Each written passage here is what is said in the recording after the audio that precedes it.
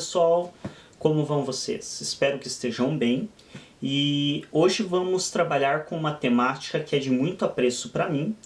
Já existe um vídeo no canal, aí muitos vão perguntar por que gravar mais um vídeo então a respeito do mesmo tema. Inclusive o link do vídeo anterior vai estar disponível na descrição desse. Bom, em primeiro lugar, não é um vídeo no mesmo formato, então o vídeo que já tem sobre o que nós vamos tratar hoje, que é o caso Ana O especificamente, que para quem já me conhece sabe que eu tenho um grande apreço por esse caso. O vídeo anterior eu falo sobre o caso Ana O e a sua importância para o desenvolvimento da psicanálise. Porém, eu não trago o caso em si descrito de maneira tão clara. Então hoje a dinâmica é outra. Hoje vamos estar falando sobre o caso especificamente. Então, para quem já conhece o trabalho dos vídeos com o prefixo texto, estes são vídeos onde eu trago citações diretas do texto ao qual estamos trabalhando. E nesse caso especificamente, além das citações diretas ao texto, eu vou estar trazendo um resumo desse texto, parágrafo a parágrafo. Então, até os últimos parágrafos, apenas os últimos que não tratam de coisas tão que eu não considero tão relevantes assim, que eu vou estar dando só uma passada superficial, mas aos demais parágrafos eu vou estar trabalhando com cada um deles especificamente. Enfim, gostaria também de deixar já agradecido a todos os participantes do canal. Então, para mim é de muito apreço e é muito feliz saber que já temos aí mais de 1.260 seguidores no canal e que o pessoal tem postado nos comentários muitos elogios e também demonstrando e deixando claro que esse trabalho está sendo útil para muitas pessoas. E isso para mim é essencial, porque realmente inicialmente a proposta desse canal era simplesmente gravar coisas que já passavam na minha mente normalmente quando eu estava sozinho. Porém, com o tempo eu fui direcionando justamente para tentar aproximar a psicologia das pessoas, deixar um pouco mais claro esse campo, porque a maioria das pessoas vão a um psicólogo, lembrando que eu sou também apenas um estudante, então deixar bem claro, eu não sou profissional da área e esse canal não tem nenhum viés terapêutico. A finalidade é que é aproximar a psicologia das pessoas, porque geralmente a pessoa não sabe o que o psicólogo faz. E para mim isso é muito triste, você ir em um profissional que você não conhece o trabalho dele e não sabe qual é a função dele. E aí você também abre muitas brechas para as atitudes antiéticas, porque quando você não sabe o que esperar de um profissional, você não sabe quando você está sendo bem atendido ou não. E muitas vezes você acha que aquele profissional que está atendendo mal fez o que era para ele fazer. Ou seja, você vai acreditar que todo profissional daquela área age como aquele, sem fazer essa distinção, que aquele não era o trabalho dele e ele fez uma coisa que não cabia a ele. Por isso também a preocupação de estar expondo um pouco mais o conteúdo de psicologia, os materiais, como as obras, por exemplo, do Freud, que é um grande autor da área, do próprio Skinner, que também é um autor de outra abordagem, porém um grande autor e produtor de conteúdo na área da psicologia, e todos os livros, todos os textos que são trazidos aqui, são livros e textos que são de acesso público, que qualquer um pode ter acesso a isso. Então nada do que eu trago aqui de conteúdo é de acesso exclusivo a psicólogo ou a estudante de psicologia. Tudo que eu trago está disponível em biblioteca pública, está disponível em livraria para ser comprado. Enfim, vamos direto ao caso. Então, o caso Ana O, para quem já tem um mínimo conhecimento de psicanálise, sabe que é tido pelo próprio Freud, que é quem tomou para si a responsabilidade de dar encaminhamento à psicanálise. Ele próprio assumiu o caso Ana O como sendo o primeiro caso de atendimento psicanalítico. Então a referência está aqui, obviamente eu vou deixar ela na descrição do vídeo para quem não consegue ler aqui claramente.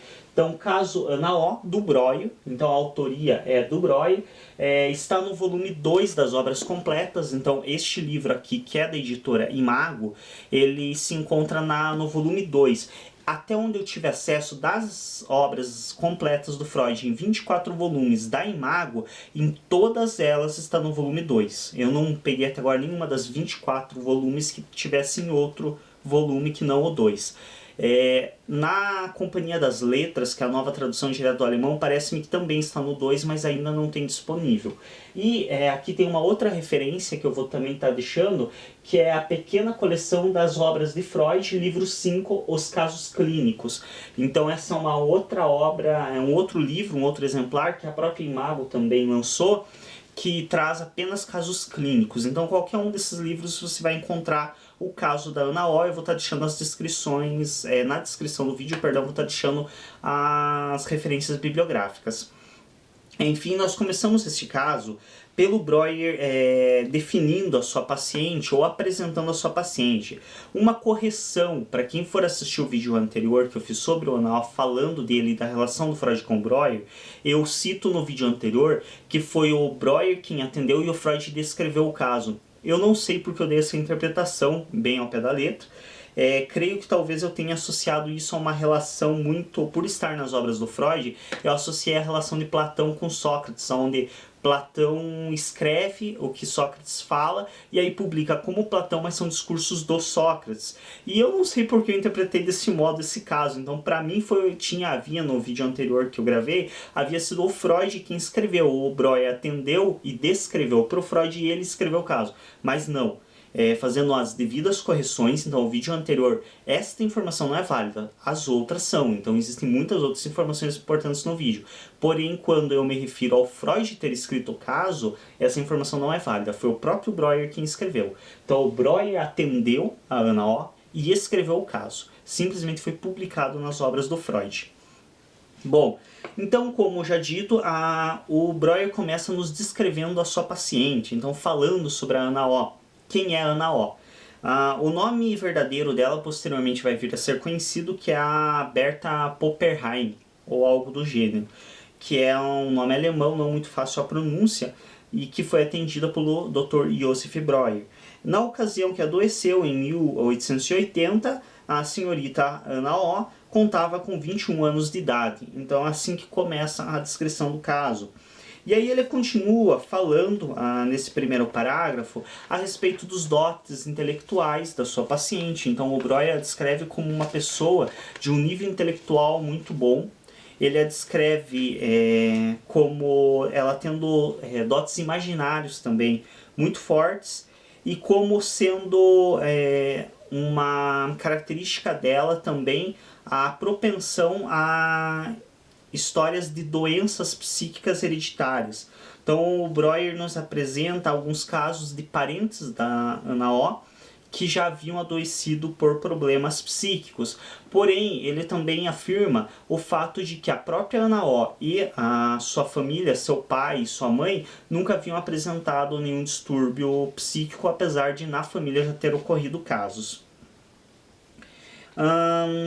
Breuer também relata, como eu já disse, o alto nível intelectual da paciente. A gente vai ver que pra frente realmente é bem forte, assim, é bem visível o alto nível intelectual dela. Porque existem coisas, assim, informações que vocês já vão ver que nos dão uma noção, assim, que ela não é uma pessoa muito comum para a época. Bom, no segundo parágrafo, o Breuer fala sobre a capacidade imaginativa de Ana e sua sexualidade não desenvolvida, praticamente infantil, digamos. Essa sexualidade não desenvolvida mais tarde vai ser um dos fatores influentes para Freud dar um grande peso na questão da sexualidade na psicanálise.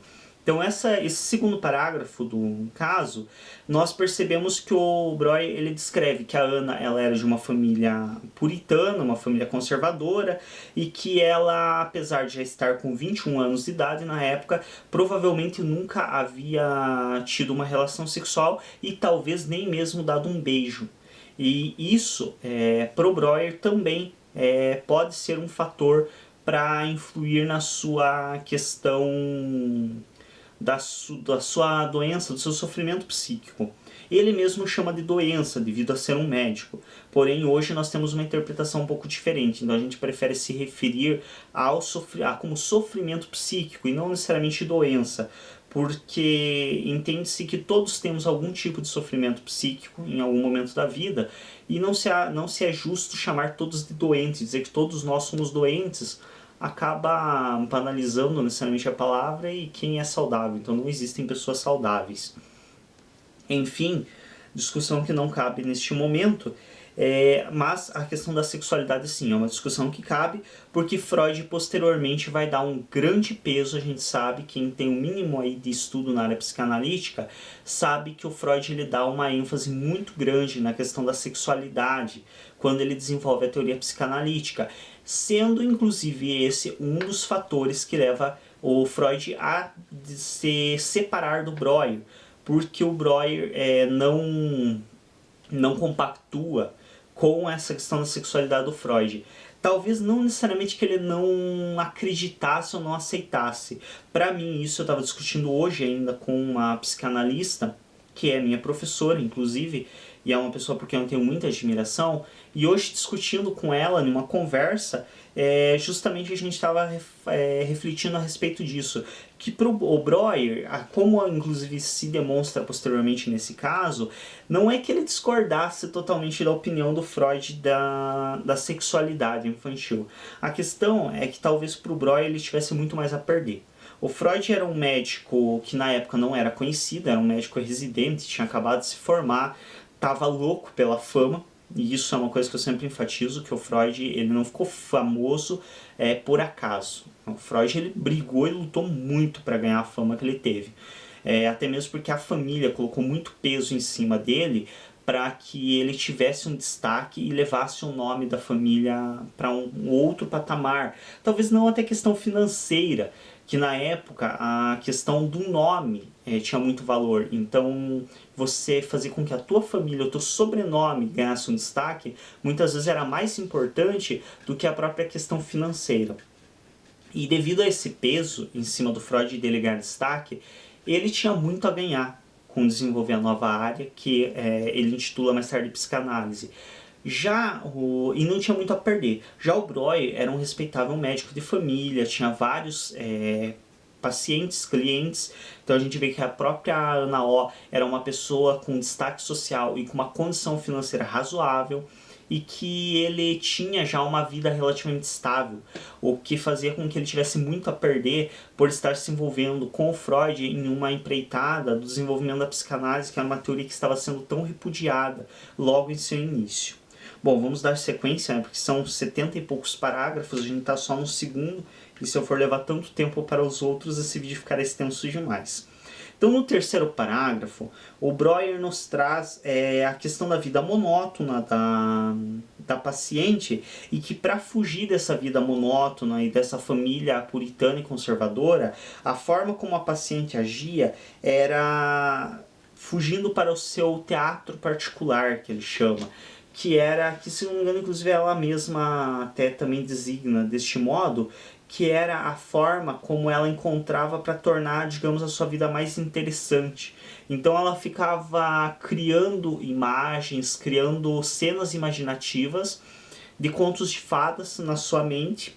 É uma coisa que a gente vê também, uma característica relativamente infantil, porém que geralmente os adultos que têm um nível intelectual bacana e que têm uma criatividade boa também mantêm essa característica infantil, que é de ter esse mundo imaginário onde você pode tudo que você queira e onde você cria situações que estão dentro do teu controle e dentro do teu comando.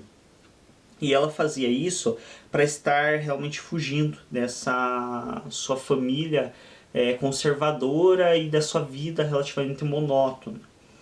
Bom, do quarto ao oitavo parágrafo, o Breuer ele faz uma descrição dos sintomas da paciente.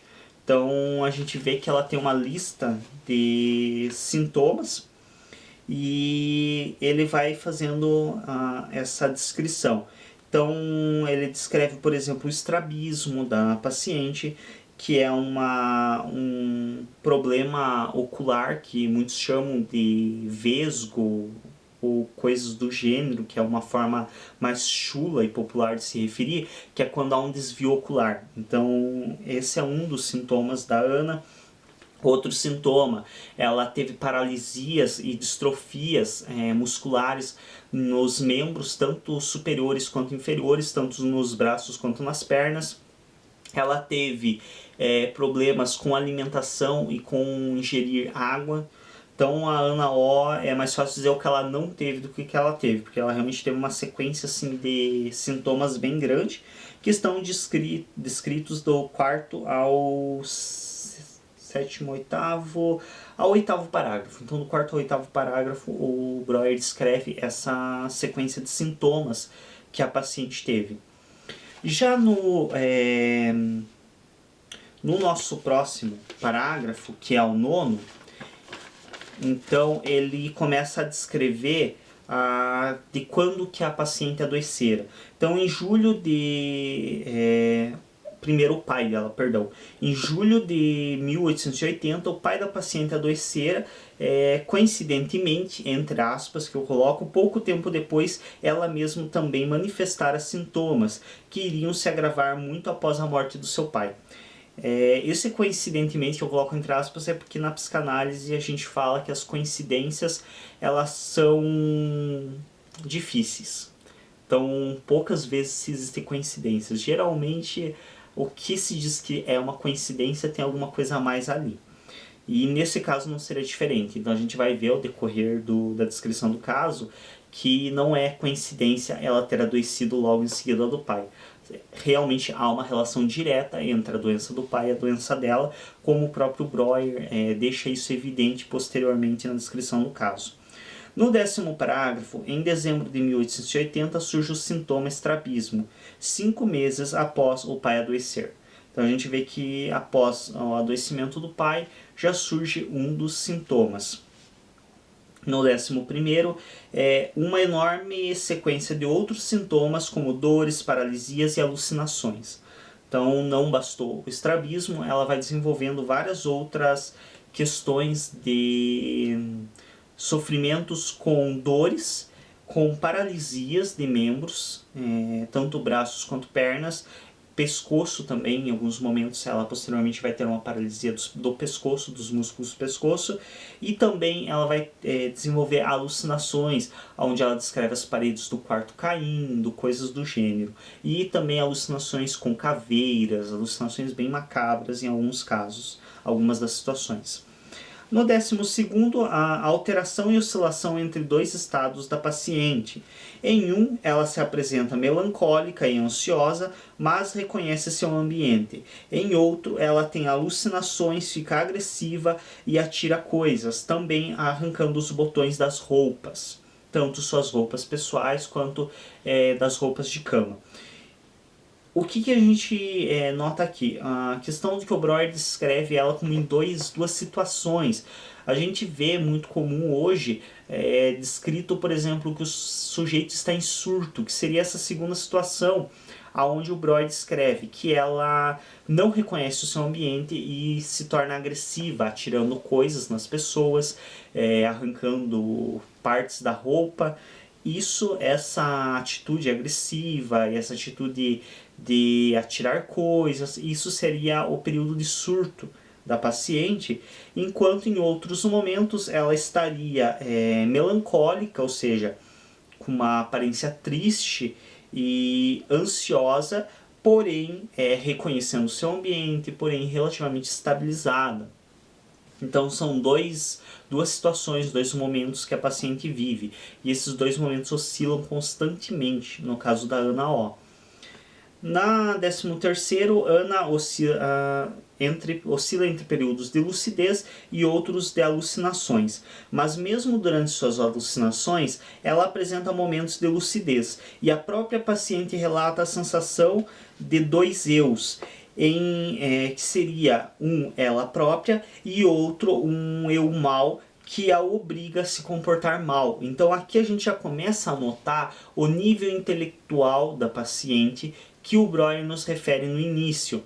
Então a gente percebe que ela própria, mesmo nos períodos de alucinação e de surto, ela tinha momentos de lucidez onde ela reconhecia que aquela situação dela estar atirando coisas, dela estar vendo coisas, não era algo tido como normal.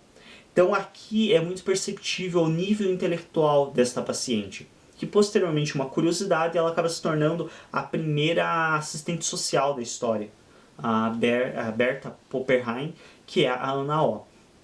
Então aqui a gente percebe já esta questão, que mesmo em momentos de alucinação e de distúrbio, ela ainda consegue reconhecer que ela está alucinando. Então isso nos demonstra claramente um nível intelectual bem alto. É necessário uma inteligência muito grande para você, em um momento de surto, reconhecer que você está em surto. Isso é realmente... E a análise que a gente faz, que ela faz de uma quase dupla personalidade aqui que ela nos coloca, que é a questão do eu, que seria ela mesma, e um eu mal, isso nos remete muito a uma dupla personalidade. Então, também é uma coisa que nos demonstra muito a questão intelectual dessa paciente, essa capacidade de reconhecer esses dois momentos dela. Bom, dando sequência então, no 14º parágrafo, iniciam-se os problemas de linguagem. Então a gente vê aqui que nesse momento ela começa a não mais só ter o problema das dores, das paralisias, tanto de braços e pernas, das mãos, como também ela começa a ter problemas de linguagem. Então, primeiro, Ana não conseguia utilizar as palavras nas ordens e tempos corretos.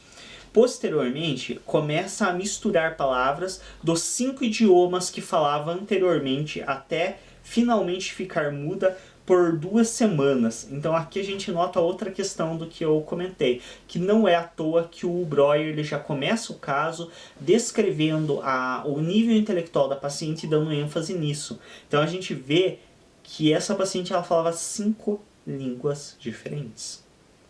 Entre elas, o próprio alemão, que era a língua materna dela, o inglês, o francês, e não me recordo quais eram as outras duas. E creio que o próprio Breuer também não refere todas elas. Eu lembro que ele fala do francês, do inglês e que o italiano também. Ele também comenta a respeito. Parece-me que é o italiano. E tem mais alguma língua ali pro meio que ele não chega a nos trazer. Mas enfim, o fato de ela falar 5 línguas já nos dá mais um indício do que o Breuer tanto afirma anteriormente, da questão do seu nível intelectual. E posteriormente, com a sua doença se agravando, ela começa a misturar esses idiomas, então ela já não consegue mais estabelecer um discurso ou uma fala tendo exatamente a utilização do alemão, a sua língua materna, para formar o texto. Então ela já começa a misturar alemão com inglês, com francês, começa a fazer uma certa mistura, até que finalmente, após algum tempo, ela fica sem falar, fica completamente muda. Em uma rápida análise, Breuer se deu conta que a paciente se irritara com um acontecimento e prometeu a si não mencionar o ocorrido. Se dando conta disso, Breuer a obrigou a fazê-lo. Assim que a paciente mencionou o acontecido, seus problemas de linguagem a abandonaram. Então aqui a gente vê uma sacada muito bacana, que o próprio Freud depois vai explorar muito isso. Ele vai trazer a seguinte afirmação, que muitas vezes é uma frase que a gente vê muitas vezes postada em redes sociais, que é uma frase muito bonita do Freud, que ele diz que em certos momentos da nossa vida parece que nos faltam as palavras para descrever, e então só nos resta sentir.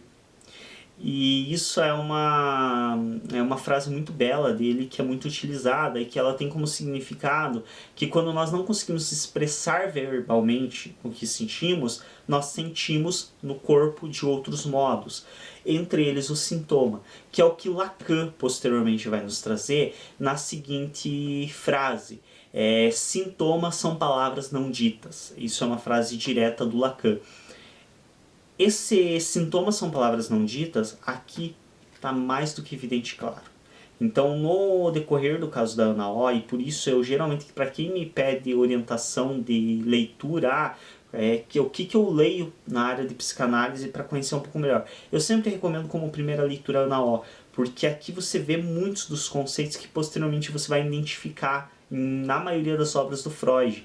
Entre elas é esta questão, que é da repressão. Então aqui a gente já vê um primeiro indício de repressão, de recalque, que mais tarde o Freud vai entender, estudar e entender melhor isso, e o Lacan também, retomando Freud. E inclusive no próprio Breuer, mais para frente nesse caso, ele também analisa algumas questões de repressão. Então aqui, o que acontece? A paciente Ana O, ela se irritou com uma coisa e ela prometeu a si mesma que não falaria a respeito. E aí ela começou a desenvolver problemas de linguagem e até chegar a ficar muda. Então eu até brinquei outro dia, discutindo com uma pessoa a respeito desse caso, eu brinquei que é como se o inconsciente da Ana tivesse dito para ela: você não vai falar o que você está sentindo, então você não vai falar mais nada, nem o que você está sentindo, nem nenhuma outra coisa.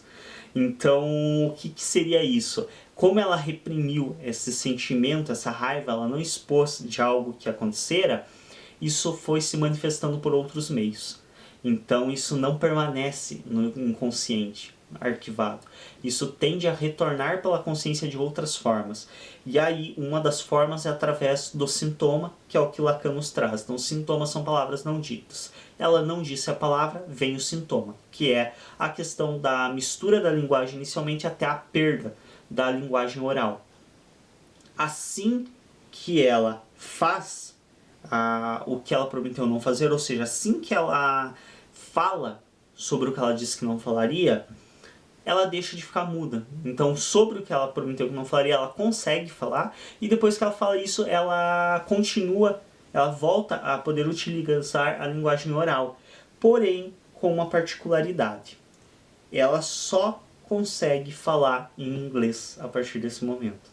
Então não se cessou totalmente. Por quê? Porque provavelmente esse sintoma que ela desenvolveu não era exclusivamente por esse fator que irritaram.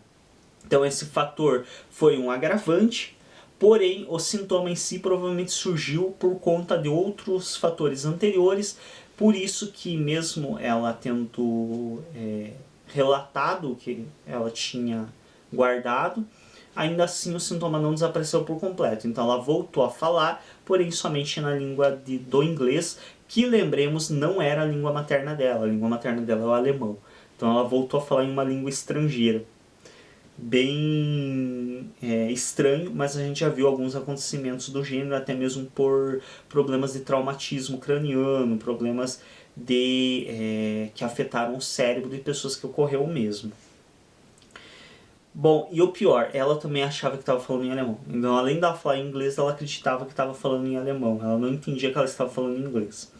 15º parágrafo. A paciente compreende perfeitamente as pessoas em sua volta que falam alemão, mas ela própria só se expressa em inglês. O estrabismo diminui e em 1º de abril a paciente consegue se levantar. Então ela fica um bom tempo acamada, sem conseguir se levantar, e no dia 1º de abril ela consegue se levantar.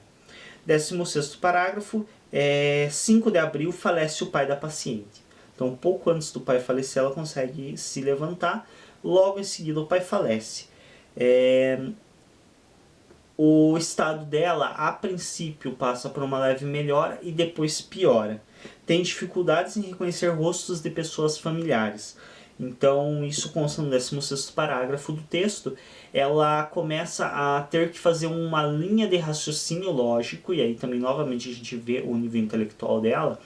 Ela precisa associar informações, por exemplo, esse nariz parece de tal pessoa que eu conheço da minha família, esse cabelo tem a cor do cabelo de tal pessoa, então deve ser essa pessoa, porque ela própria já não conhece mais, não consegue mais reconhecer os rostos familiares. E a gente também vê alguns casos semelhantes na atualidade de problemas neurológicos que acabam tendo esse tipo de resultado.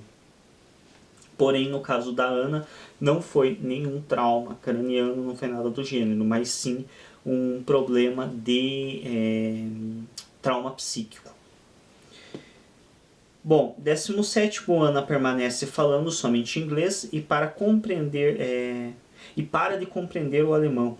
Então tem um momento em que ela já não consegue mais nem compreender a língua materna dela. No 18º parágrafo, Breuer nos traz que ela retornou a escrever, porém com uma peculiaridade. Então eu vou até ler aqui o 18º parágrafo, que é interessante essa particularidade. Começou a escrever novamente, mas de maneira peculiar. Escrevia com a mão esquerda e menos rígida, e empregava letras de forma, nossa, minha leitura tá ótima, hein? Letras de forma em romano, copiando o alfabeto de sua edição de Shakespeare. Bom, lembrando, ela lia Shakespeare em alfabeto romano.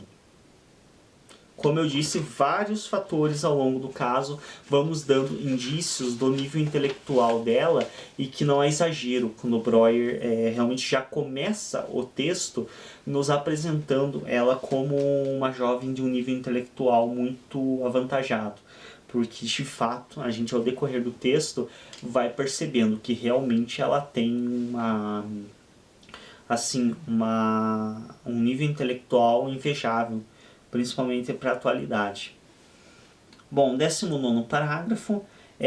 A paciente para de se alimentar, aceitando apenas que Breuer a alimente. Então, ela para de consumir alimentos, e somente quando o Breuer fornece alimento para ela que ela aceita o alimento. Bom, a relação, como que o Breuer chegou, a forma que ele atingia, que ele ia na casa dela todos os dias, diariamente, o porquê disso, tudo isso tem no outro vídeo que eu gravei a respeito. Então eu não vou ficar me estendendo nisso para não deixar muito extenso, caso você queira assistir o outro também, para ter mais algumas informações complementares e mais comentários a respeito. 20º parágrafo, Breuer percebe que após longo período de conversa, a paciente se demonstra calma, alegre e de mente clara. Então aqui o Breuer ele também começa a identificar algumas questões do que posteriormente a própria paciente intitula de cura pela palavra, e que o Freud vai explorar isso de maneira muito ampla e vai realmente fazer estruturar toda a psicanálise em torno disso. No 21º parágrafo, outro médico é chamado para opinar sobre o caso. Após a visita do médico, Ana se demonstra irritada, e com a ausência de Breuer por alguns dias devido a uma viagem, a paciente permanece sem comer. Então, o que aconteceu? Isso também me soa bastante estranho, assim, quando o Breuer descreve, porque é muito coincidência também, né? Que justo no dia em que se chama um outro médico, que não o Breuer, para avaliar o estado da paciente, ele precisa se ausentar logo depois da paciente ter tido praticamente um surto, a paciente ter tido assim uma irritação muito grande com a visita desse novo médico, e logo em seguida o Breuer ele faz uma viagem. E aí, nesse período que ele passa fora, que ele não especifica exatamente quanto tempo ele ficou fora, não há sim dias, ele apenas relata alguns dias, mas não se dá a dimensão de quantos dias foi isso. Nesse período a Ana fica sem se alimentar. Então a gente vê que a situação dela realmente é uma situação relativamente grave. Afinal, para uma pessoa ficar sem se alimentar por dias, por mais que tenham sido 2 dias que ele tenha se ausentado, hipoteticamente considerando, para uma pessoa ficar sem se alimentar por 2 dias, para quem já precisou ficar aí até mais tarde em uma reunião, alguma coisa, e passou às vezes 4 horas do horário do almoço ou pouca coisa menos, já percebe o quanto faz falta isso. Então, para a paciente passar mais de um dia sem se alimentar, já demonstra que a situação de saúde dela não era das melhores. Bom, e com isso, quando o Breuer retorna, ele encontra essa paciente em um estado pior do que a deixou. Então, obviamente, sem se alimentar, se estressando, com o Breuer distante, sem fazer a conversa que ambos faziam e que melhorava o estado da Ana, quando ele retorna, ela está em um estado muito pior do que quando ele foi. No 22º parágrafo, quando vinha o pôr do sol, Breuer a visitava. Ela entrava em um transe, no qual, se fosse capaz de descrever as alucinações do seu dia, permanecia o resto da noite calma e criativa, sendo capaz de escrever e desenhar até as 4 horas da manhã, indo dormir em seguida. Então, aqui também, novamente, a questão da linguagem, da comunicação, da fala para a psicanálise, especificamente no caso da Ana O. Então, o que acontecia? Durante o período diurno, a Ana ela tinha várias alucinações, ela tinha várias situações psíquicas de sofrimento. Quando chegava o entardecer, o Freud ia visitar, o Freud não, perdão, o Breuer ia visitá-la e ato falho, para quem já conhece um pouco da teoria psicanalítica sabe o significado. O Breuer ia visitá-la e nesse período do entardecer, do pôr do sol, ela entrava quase que em um transe hipnótico. Ela própria entrava nesse transe hipnótico, então não era uma coisa forçada pelo Breuer, mas sim uma coisa natural dela. E durante esse transe hipnótico, ela conversava com o Breuer e relatava as alucinações que ela tivera durante o dia. E quando ela conseguia relatar todas as alucinações que ela teve durante o dia, ela despertava desse transe numa situação calma, racional e permanecia inclusive até horas da madrugada, lendo e desenhando, escrevendo. Então isso também é uma informação importantíssima para a psicanálise e é uma informação que nos deixa margem para estudo e que o Freud posteriormente vai explorar com grande ênfase. Bom, no 23º parágrafo, impulsos suicidas fazem Breuer recomendar a mudança da paciente para uma casa de campo, ao invés de permanecer no terceiro andar, onde se tornara perigoso a estadia da paciente.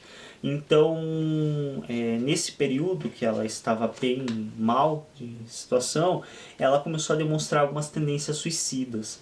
E como ela morava em uma casa onde ela residia no terceiro andar da casa, o Breuer ele começou a levantar preocupações a respeito disso e recomendou a mudança dessa paciente para uma casa de campo da família. Então aqui a gente também vê que a condição da família, a condição financeira da família dela não deveria ser das mais pobres, já que além de ter condições de bancar o Breuer para estar atendendo a paciente todos os dias, também tinha a condição de estar tendo uma casa na cidade e uma casa de campo. Não sabemos como isso decorreu posteriormente com a morte do pai da paciente, considerando que a maioria das famílias naquela época, naquele período, contexto social, histórico e local, as famílias eram sustentadas, tendiam a ser sustentadas pelo marido da casa ou pelo homem da casa. Então não sabemos como que realmente permaneceu a situação financeira da mãe da Ana O e da própria paciente após a morte do pai. Bom, vamos dar continuidade. Então, após a mudança dela para o campo, o Breuer também ele não podia visitá-la todos os dias, mas ele fazia o possível para visitá-la sempre que conseguia.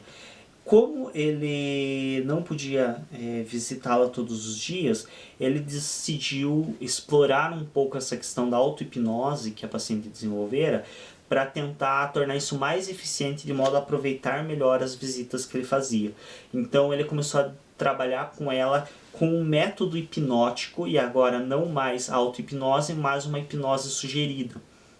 E essa hipnose sugerida, o Breuer nos relata na descrição do caso que ela foi obtida através de questões empíricas. Então ele realmente foi testando com a paciente como que ele conseguiria estar hipnotizando ela, como que ele conseguiria fazer ela entrar nesse estado de transe, não apenas no entardecer, no pôr do sol, mas sim a hora que ele quisesse, para buscar realmente aproveitar melhor o tempo com essa paciente.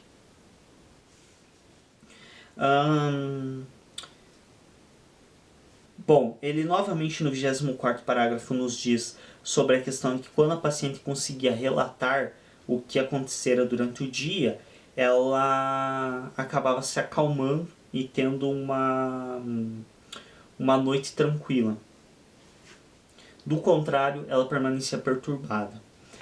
No 25º parágrafo, o hábito da auto-hipnose e os relatos de fantasias perduram durante os 18 meses de observação da paciente.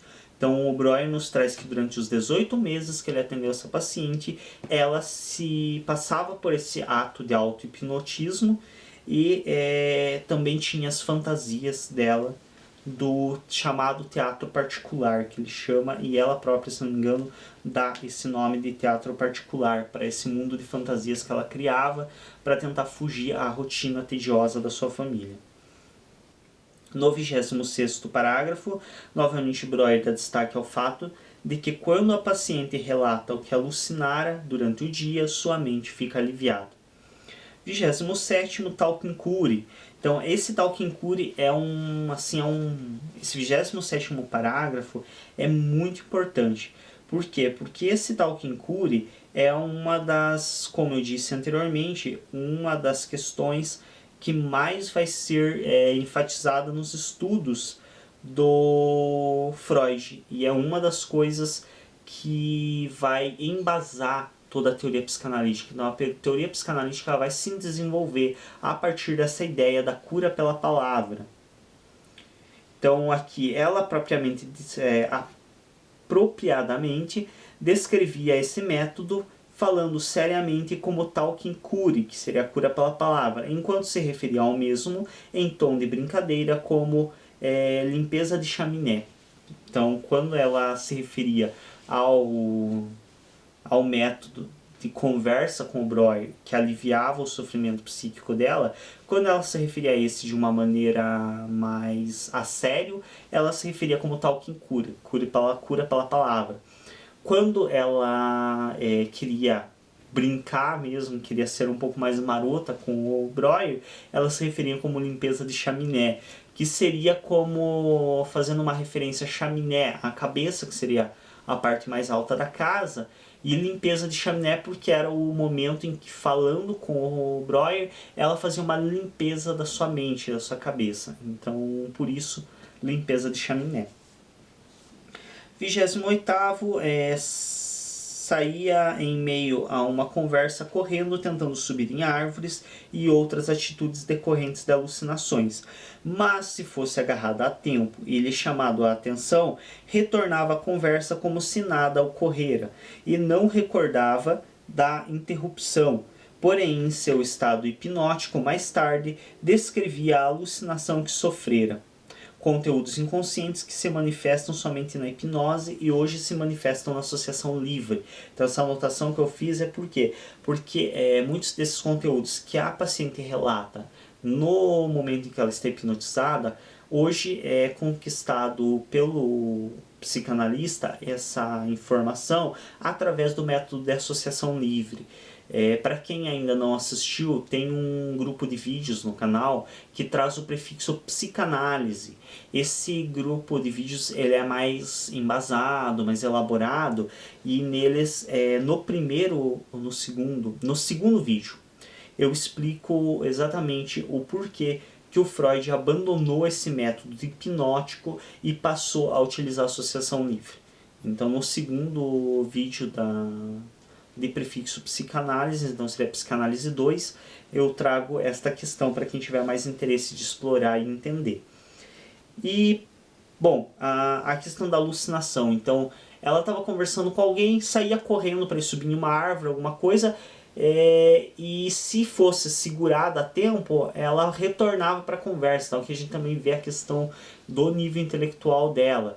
Ela retornava para a conversa, porém ela não conseguia recordar da interrupção. Então, para ela é como se ela não tivesse parado de conversar.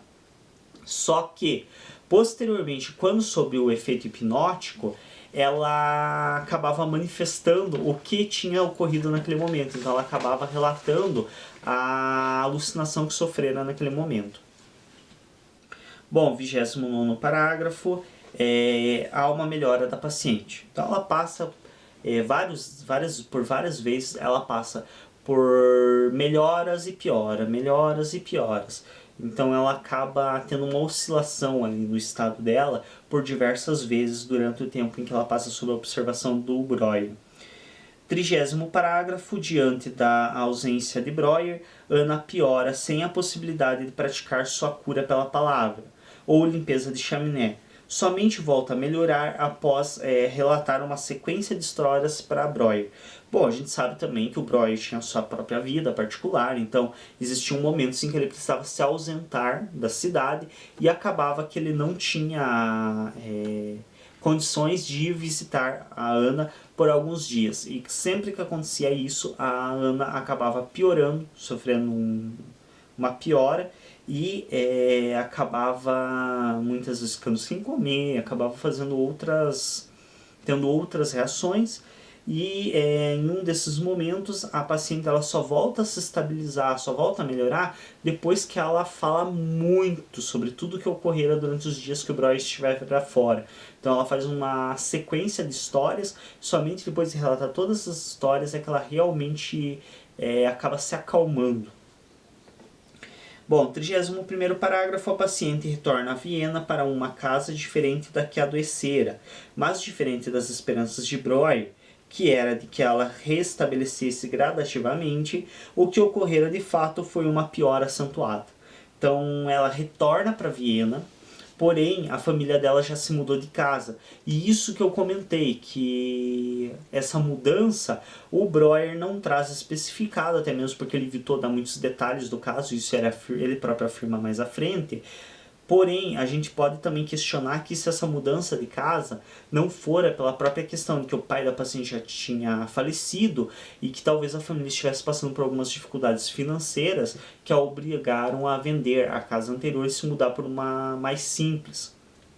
Isso, é claro, é apenas especulação minha aqui. O Breuer em momento algum afirma isso, mas nós podemos hipotetizar essa possibilidade. E aí, esse retorno para uma casa diferente faz com que se apareçam novos sintomas na Ana. 32º parágrafo. A paciente demonstra confusão mental referente a datas e locais físicos. Confunde o ano, relatando os acontecimentos do ano anterior no mesmo período. E quando se desloca pela nova casa, a confunde com a casa anterior, aonde adoecera. Desse modo, erra as portas, inclusive colidindo com móveis. Então, aqui a gente vê essa questão de que ela sente essa mudança de casa. E em relação ao tempo, o Breuer vai trazer mais coisas à frente, que a paciente ela começa a relatar coisas do ano anterior, e que praticamente é como se ela estivesse vivendo nesse ano anterior. E tem algumas passagens que nos deixam isso muito evidente. Então, 33º parágrafo, Ana revela estar brava com Breuer. Então esse é um dos momentos em que ela demonstra que ela está tendo muita influência do ano anterior que ela viveu. E que se confundem os dois anos. E aí a gente traz também a questão da temporalidade do Lacan. Que o inconsciente ele não tem um tempo cronológico, mas sim um tempo lógico. Quem quiser saber mais a respeito, acesse o canal, assiste o vídeo da temporalidade para Lacan e clica em gostei aí nos nossos vídeos. Aproveita e também se inscreve no canal para fazer parte do trabalho. Então a Ana ela revela estar brava com o Breuer, sem saber o motivo, mas sempre tem um. Mas Breuer, relembrando o ano anterior, recorda-se que exatamente neste dia havia irritado muito a paciente. Então eles estão nesse momento, se não me engano, no ano de 1881, parece-me. E então o Breuer, ele puxando pela memória, ele se lembra que exatamente nesse mesmo dia do ano 1880, ele irritara muito a paciente. 34º parágrafo, Breuer relata a dificuldade de ter que não somente livrar Ana das memórias conflituosas do contemporâneo, mas também as do ano anterior.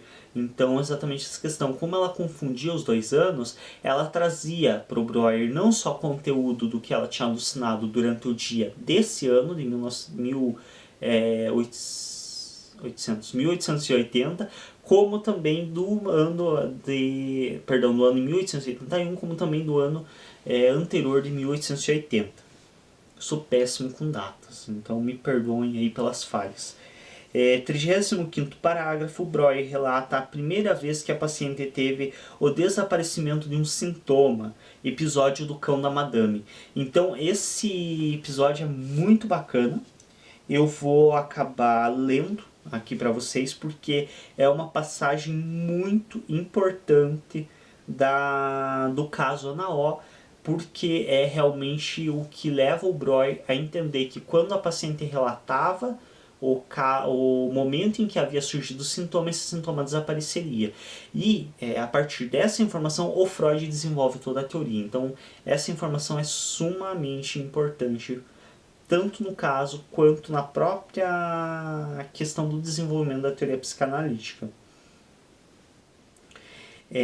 Uma das coisas aqui do 34º parágrafo: estes eram os fatos psíquicos em jogo no período de incubação da moléstia, entre julho e dezembro de 1880. Foram eles que haviam produzido todas as manifestações histéricas e, quando receberam expressão verbal, os sintomas desapareceram. Então, aquela velha questão que se diz na psicanálise, que quando a dor, o sentimento, ele é exposto verbalmente, o sintoma perde o sentido e desaparece. As palavras não ditas de Lacan. No 35º nós temos o episódio do cão, que é o episódio que leva a um dos sintomas da Ana, e que quando ela relata esse episódio para o Breuer, cessa o sintoma. E aí o Breuer tem também um bom material com o qual estar lidando. Então, quando isso durava perto de 6 meses, falou certa vez durante a hipnose a respeito de sua dama de companhia inglesa, de quem não gostava, e contou então, com demonstração da maior repugnância, que, tendo ido ao quarto desta senhora, viu bebendo num copo o seu cãozinho, um animal nojento. Nada disse por polidez. Depois de exteriorizar energicamente a cólera retida, pediu de beber. Bebeu sem embaraço grande quantidade de água e despertou da hipnose com o copo nos lábios. A perturbação desapareceu definitivamente. Então, o que acontece aqui? Contextualizar vocês um pouco, porque como eu fui fazendo o resumo, algumas informações eu acabei deixando de fora. Passou por um período da vida da Ana em que ela parou de beber água, e que, diante de um calor muito intenso e de uma desidratação muito grande, a única forma que ela encontrava de absorver a água, líquidos, era através do consumo de frutas, porque ela simplesmente parara de beber água. E aí, o Breuer, explorando isso, durante a hipnose, teve essa situação do cão bebendo água de um copo, e que isso gerou repugnância na Ana, e como ela própria diz, por polidez, ela não falou nada. E esse não falar nada, como diria Lacan, as palavras não ditas. Então, esse não falar nada, ou como diria ainda Freud, fez com que ela simplesmente sentisse. E aí sentiu a repugnância pelo ato de beber água em copo. Então ela acabava simplesmente tomando só água de frutas. Porém, assim que ela relata esse episódio do cão, ela pede de beber. E o Breuer dá um copo d'água para ela, ela começa a beber e é desperta da hipnose no momento em que ela está bebendo a água. E a partir dali, simplesmente, ela não tem mais este problema de não conseguir consumir água. 36º parágrafo, Breuer novamente nos relata a forma como a sequência de sintomas de Ana desaparecem conforme esta relata a forma como os sintomas surgiram. Então, sempre que ela relata, assim como ela relatou do cão, o que fez ela não beber mais água em copo, do mesmo modo, sempre que ela vai relatando novos sintomas, ela acaba fazendo com que esses sintomas desapareçam. 37º, Breuer não mais espera o estado de auto-hipnose da paciente e passa a hipnotizá-la para melhorar a velocidade do trabalho, atendendo-a pela manhã e à tarde. Então aqui é a questão que eu comentei anteriormente, onde o Breuer ele passa a hipnotizar a paciente para ter uma melhor eficácia do trabalho.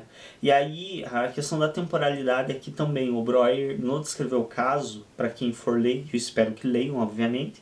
A ideia, lembrando sempre desses vídeos que eu realizo, não é substituir a leitura de um livro, em hipótese alguma, até mesmo que eu estou trazendo totalmente resumido, que o caso é muito mais extenso que isso. A ideia é facilitar o entendimento, mas obviamente eu espero que vocês leiam ele na descrição do próprio Breuer. Como eu já disse anteriormente, ele está no volume da Imago, no volume 2, ou nesse outro livro que está na referência, ou também da Imago, e posteriormente provavelmente vai estar disponível da Companhia das Letras. Se vocês forem ler, vocês vão reparar que o Breuer também segue uma questão ali da lógica, da temporalidade do inconsciente, que é uma temporalidade lógica e não cronológica. Porque ele vai, no caso, volta, então às vezes se você não for relativamente cuidadoso, você acaba se perdendo um pouco.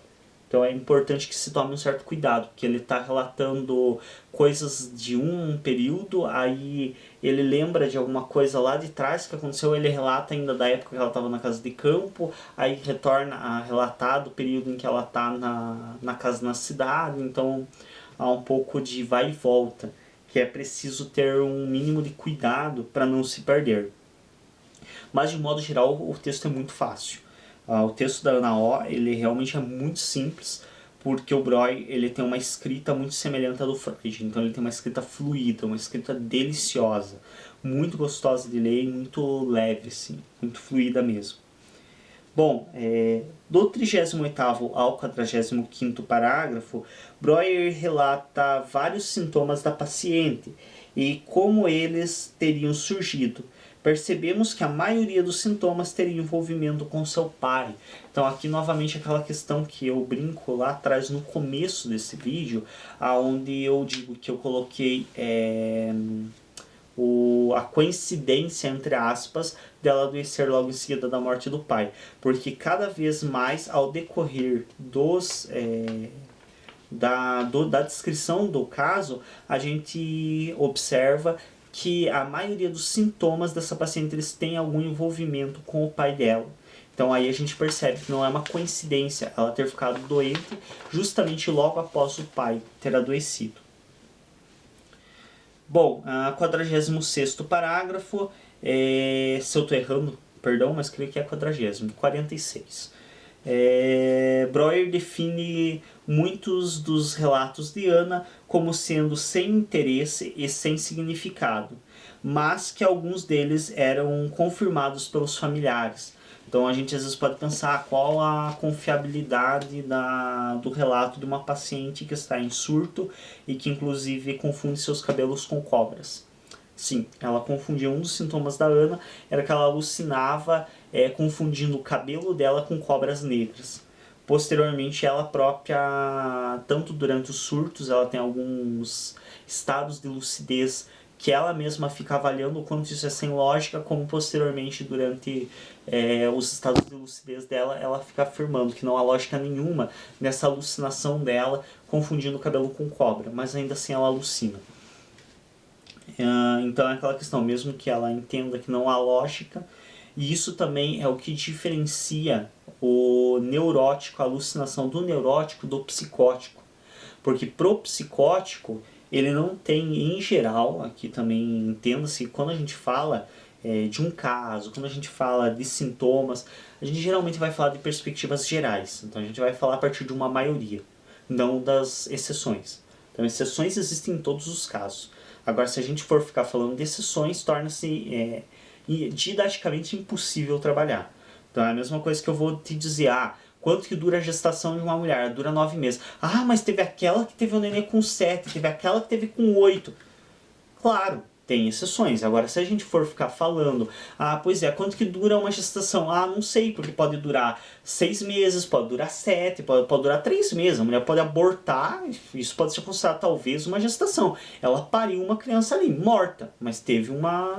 Então, é muito difícil. Teve uma gestação de 3 meses ali, que começou a gestar um feto, porém ele faleceu. Enfim... as particularidades é difícil ficar definindo cada uma, acaba tornando didaticamente impossível trabalhar. Então, quando se fala que nas estruturas, nos sintomas, é de maneira geral. Entenda-se que não estou falando que todo caso vai ser assim. Mas qual que aqui a gente vê que é uma das principais diferenças entre o neurótico e o psicótico? A alucinação para o neurótico, quando está em estado de lucidez, ele entende que a alucinação não faz sentido.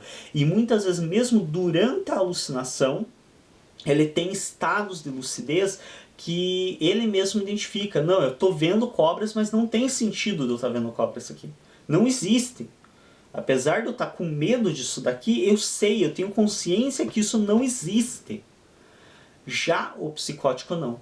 Pro psicótico, se ele vê cobras, tem cobras ali. Não interessa se isso tem lógica ou não tem. Não interessa se eu estou num quarto fechado que não tem por onde entrar uma cobra. Se eu estou vendo uma cobra aqui, é porque ela está aqui. Então isso é uma das grandes diferenças que a gente nota também, de maneira geral, entre o psicótico e o neurótico. Ambos podem alucinar, porém o neurótico tem uma tendência maior de reconhecer que é uma alucinação, enquanto o psicótico não. Ele reconhece aquela alucinação como uma verdade. Bom, 47º parágrafo é quando a paciente relata um sintoma, após relatado esse sintoma desaparece. Mas durante o relato do mesmo, o sintoma se manifesta de modo mais intenso, sendo que, por exemplo, nos momentos que a Ana relatava os episódios que a levaram aos problemas de audição, chegou a, durante o relato, ficar surda de tal modo que Breuer precisou se comunicar com ela através de escrita. Então ela teve alguns distúrbios da audição e quando ela relatava por Breuer esses distúrbios, chegou em um nível que esses distúrbios eles pioraram tanto que ela chegou a ficar completamente surda, ao nível de que o Breuer teve que se comunicar com ela por escrita. Então isso daqui também é uma questão importante e que posteriormente o Freud vai dar uma estudada a respeito dentro da psicanálise. E esse é um dos fatores que infelizmente faz com que muita gente largue a terapia. E isso não só na psicanálise, como isso também acontece em outras abordagens. Então muitas vezes o paciente ele começa a ir no terapeuta e no início ele está, digamos, feliz, ele vai com uma certa tranquilidade, porque não pegou em nada pesado ainda, não se estabeleceu uma transferência, então ainda não teve aquela carga pesada com a qual ele trabalhar. Aí depois de algum tempo se estabelece a transferência, começam a surgir elementos, começam a surgir conteúdos, e o que ocorre é que dentre esses conteúdos surgem conteúdos muito pesados, e isso gera muitas vezes uma piora temporária do paciente. Então antes de haver a melhora, o paciente passa por um período de piora. E quando estabelece essa piora, muitos pacientes largam a terapia. Então muitos pacientes, diante desse estado de piora, eles, poxa, eu estou indo no psicólogo, no começo até foi legal, mas agora eu estou piorando ao invés de melhorar. E aí eles abandonam. E isso é realmente muito complicado. Porque o paciente ele abandona justamente no momento de pior. Então justamente no momento em que ele está pior, que ele precisa de um acompanhamento, às vezes ele abandona. E isso é muito complicado. Porque na verdade é uma coisa, digamos, entre aspas aqui, é uma coisa normal. É esperado que antes de melhorar o paciente tenha essa piora. Por quê? Porque ele está mexendo com um conteúdo que faz ele sofrer. Então, fazendo uma analogia ao somático, tentando aproximar o psíquico do somático para ficar mais claro, por exemplo, a mesma coisa que quando você se rala, por exemplo. Ralar no sentido, tropeçou em pedra brita ou numa calçada áspera e ralou o braço, ralou o joelho.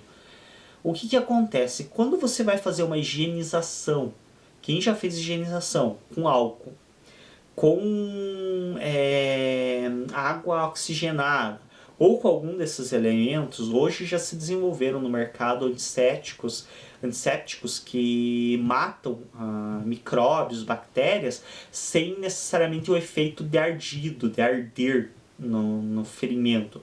Mas para quem pegou uma época mais antiga ou alguns até hoje preferem o uso desses elementos que ardem, como o álcool e a água oxigenada, por considerar que são elementos mais eficazes na limpeza de feridas, para quem já fez a higienização de uma ferida com esse tipo de elemento, sabe o quanto arde.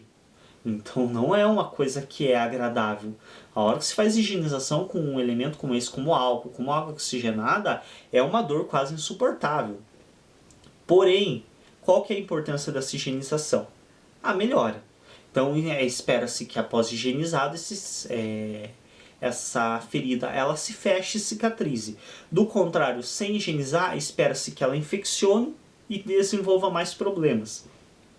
É exatamente uma analogia ao sistema psíquico. Então, no sistema psíquico não é tão diferente. O que acontece? Quando o paciente traz realmente o conteúdo que está gerando sofrimento psíquico para ele, ele tem uma piora.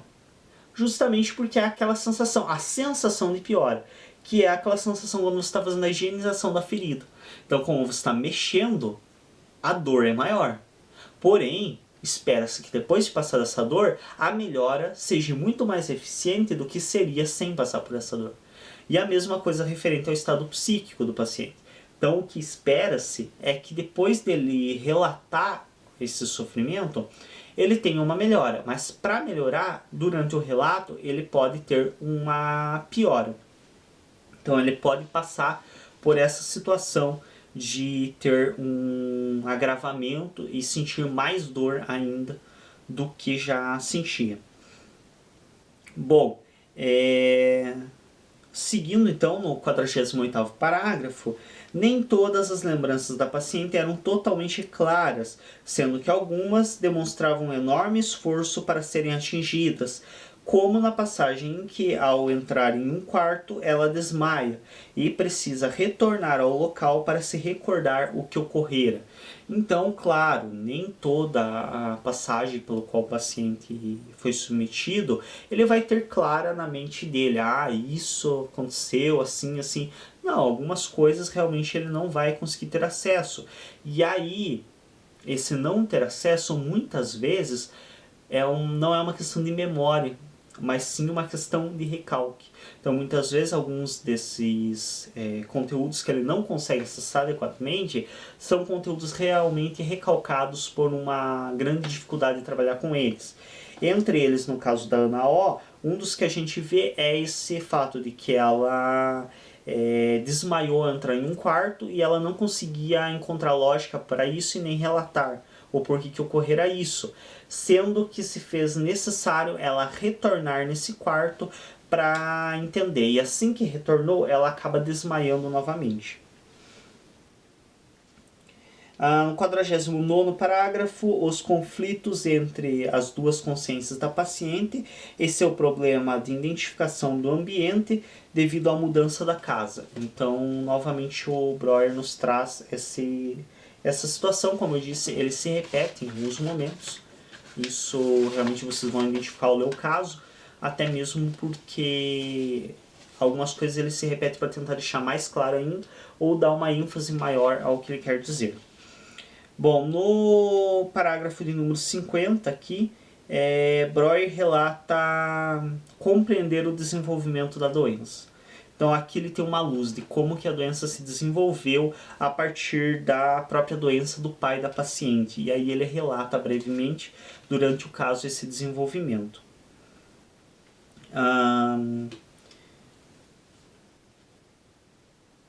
No parágrafo número 51, Breuer descreve como teriam surgido os primeiros sintomas da paciente após o adoecimento do pai. No 52, a paralisia do braço direito, que trata-se de um dos primeiros sintomas, sempre ressurge quando a paciente se expõe a situações semelhantes à primeira que gerou o sintoma. Então aqui a gente vê uma certa repetição do sintoma. Então, sempre que a paciente ela se expõe a uma situação semelhante à primeira na qual o sintoma surgiu, ele reaparece, sendo que desaparece depois. Então isso também é uma característica que nos demonstra que o sintoma ele é quase que uma defesa do indivíduo. Peço perdão por estar coçando o nariz, eu não sei, eu acho que é porque eu andei pegando alguns livros mais antigos e eu acho que me atacou a alergia, por isso que eu estou com uma leve incômodo no nariz, aqui na narina. Enfim, no parágrafo número 53, o Breuer relata o surgimento da auto-hipnose na paciente. Então aqui durante esses parágrafos dos 50 em diante, aqui, durante alguns parágrafos, o Breuer ele vai estar trazendo as questões do caso em si, como que o caso se desenvolveu. Então depois de fazer uma análise de toda a situação do caso, ele nos traz uma leitura de como teriam se desenvolvido os sintomas da paciente, como que ela teria desenvolvido a auto-hipnose, toda essa questão ele nos traz descrito nesses parágrafos. 54, o Breuer relaciona os sintomas da paciente com eventos do seu cotidiano. Então aqui ele também percebe que os sintomas em geral têm algum envolvimento com acontecimentos do dia a dia da Ana. No 55, um sintoma decorrente do recalque de palavras. Então aqui também ele nos traz alguns indícios do que posteriormente o Freud, estudando melhor, vai definir como recalque ou repressão, que é as palavras não ditas do Lacan. Então isso nos também dá uma base do quanto que este caso foi importante para o desenvolvimento das teorias do Freud. No parágrafo número 56, novamente um sintoma vindo de um sentimento reprimido, ou uma autopunição. Então ali a gente também tem um conceito que posteriormente o Freud vai explorar muito, que é a da autopunição. A gente vê isso, de certo modo, no parágrafo de número 56. Eu não estou falando as páginas, deixa eu esclarecer, nós quase chegando no final do caso, né? Vou esclarecer isso. Mas eu não estou falando as páginas do caso, porque cada edição vai ser em algumas páginas diferentes. Então eu não sei, eu tô com essa edição da qual está a referência aqui, que é dos 5 casos do livro 5, da pequena coleção do Freud. Nesse daqui especificamente, o caso começa na página 13. Então, nesse Obras de Freud, pequena coleção das obras de Freud, o caso da Sintana O começa na página 13.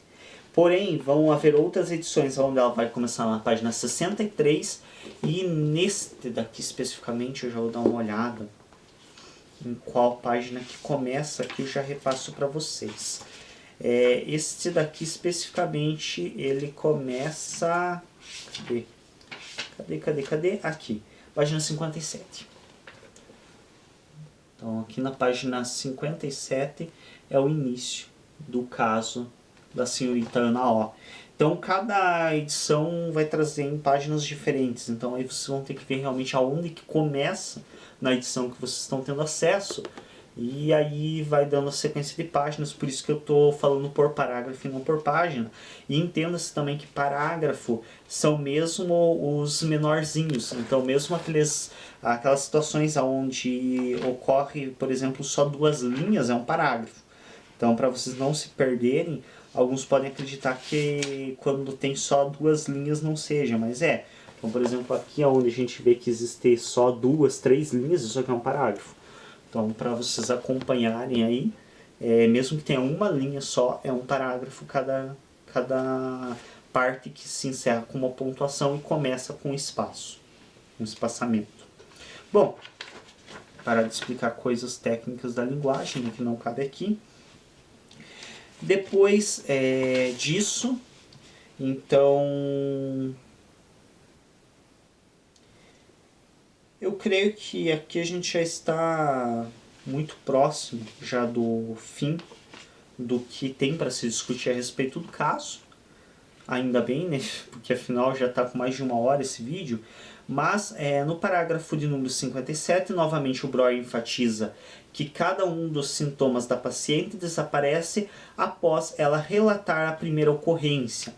No de número 58, a própria paciente estabelece um prazo para o fim do seu tratamento, o que faz com que, próximo ao prazo estabelecido, ela se esforce ainda mais na busca pela cura. Então isso também é uma estratégia estabelecida pela psicanálise, por muitos psicanalistas, que quando um paciente ele não está apresentando melhoras significativas, o terapeuta ele estabelece um prazo. A tua terapia vai durar até tal dia. Nesse dia a gente encerra. Então o que acontece? Muitos desses pacientes, quando está chegando próximo da data do fim da terapia, eles quase que entram em um estado de desespero, de querer se curar, e acabam se esforçando mais, o que aumenta as chances de melhora.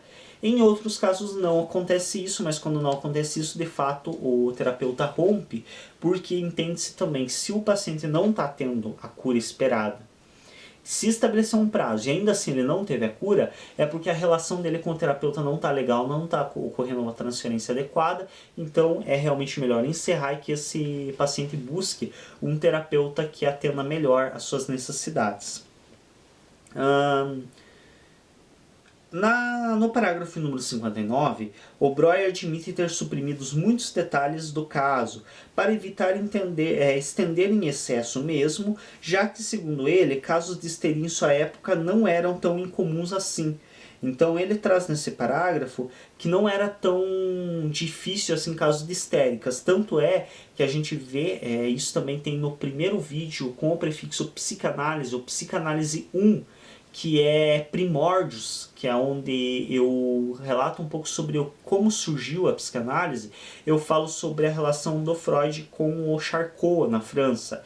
E no Charcot a gente vê que ele cuidava de um hospital que tinha uma ala inteira lotada de histéricas. Então a gente vê que a histeria realmente nessa época não é uma doença tão incomum assim, não. Assim como nós podemos fazer uma analogia, por exemplo, no contemporâneo à depressão.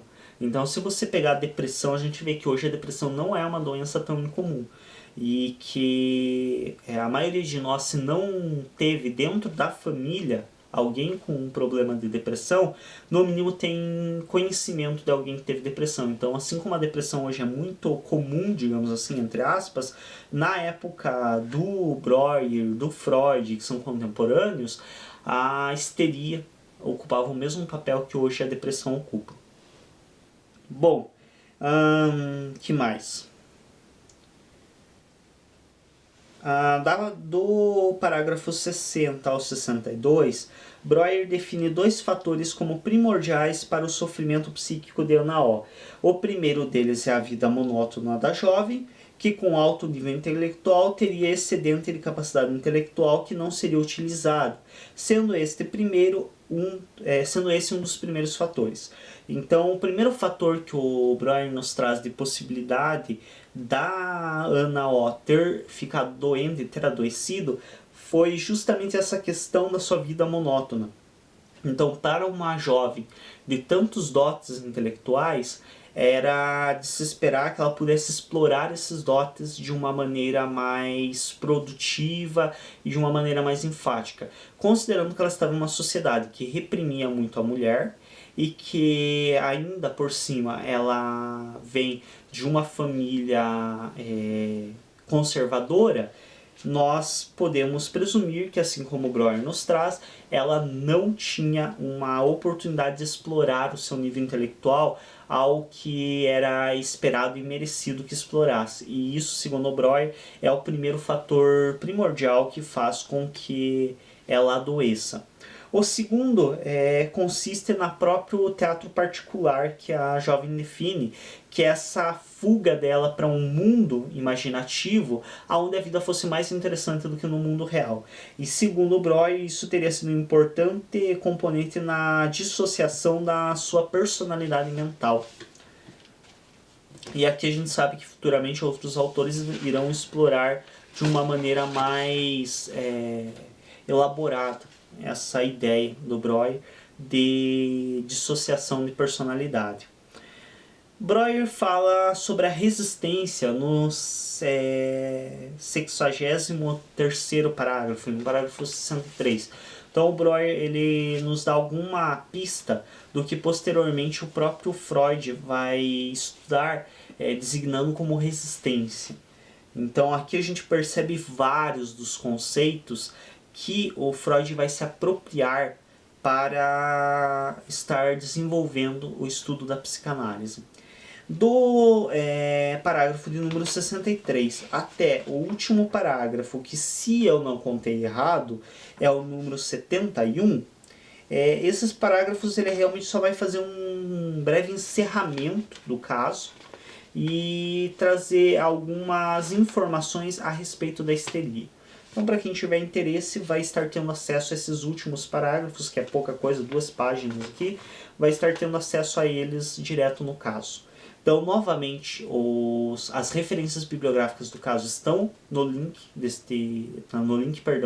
na descrição deste vídeo. Estão as referências de onde encontrar esse caso, que é um caso muito emblemático e, segundo o próprio Freud, é o primeiro caso, pode ser entendido como o primeiro caso de atendimento psicanalítico da história, e também vai estar na descrição deste vídeo o link para o outro vídeo do caso Ana O, que, como eu disse, é dinâmica, é diferente, então tem outras informações a respeito, então também é válido assistir, porém fazendo as devidas correções. Como eu disse, a questão de eu ter mencionado no outro vídeo que como se fosse o Freud quem escreve o caso, sendo que é o próprio Breuer quem escreve.